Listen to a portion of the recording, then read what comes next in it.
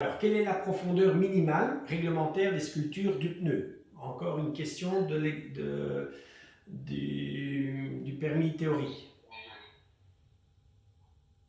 1 centimètre.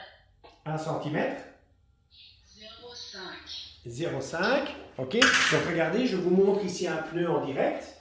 Voilà, vous voyez, donc ça c'est un pneu. Et vous voyez, ça c'est un pneu neuf. Donc tu vois, il est déjà à 1 cm. Ok, vous voyez bien? Voilà, il est à 1 cm.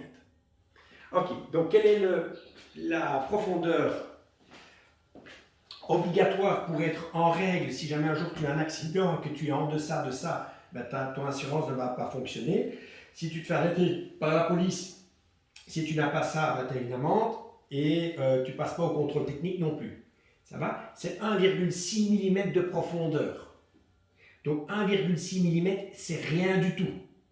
Okay, donc si tu roules à 120 à l'heure et qu'il pleut, tu as une bonne drache comme en Belgique, eh ben, c'est l'équivalent d'un pneu lisse. On est d'accord? Donc ça veut dire que tu es en voiture à 120 avec toute ta petite famille, même à 100 à l'heure, tu vois, avec ça, tu n'évacues pas de l'eau. Hein.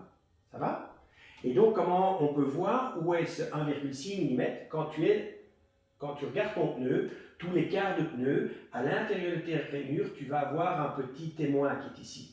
Et ce témoin, c'est 1,6 mm. Donc ça veut dire que quand ta gomme, si tu as fait 30 ou 40 000 km, eh bien ta gomme ici, elle va s'user. Et au moment où tu arrives à ce repère, c'est 1,6 mm.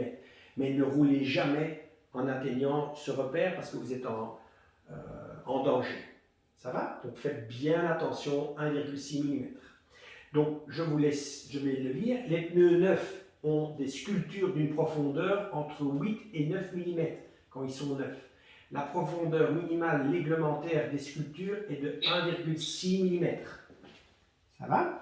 Et nous recommandons au moins pour les pneus été et de toute saison 3 mm et pour les pneus hiver 4 mm. Je vous explique maintenant la différence. Regardez, l'aquaplaning. Donc si vous avez un pneu qui n'a pas beaucoup de rainures et que vous roulez à une certaine vitesse, par exemple avec 8 mm, vous pouvez voir qu'avec la vitesse ici, si vous avez que 1,6 mm à 90 à l'heure, vous ne touchez plus le sol.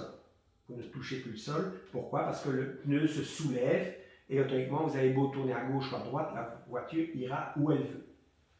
Donc là, on voit bien que ça évacue l'eau.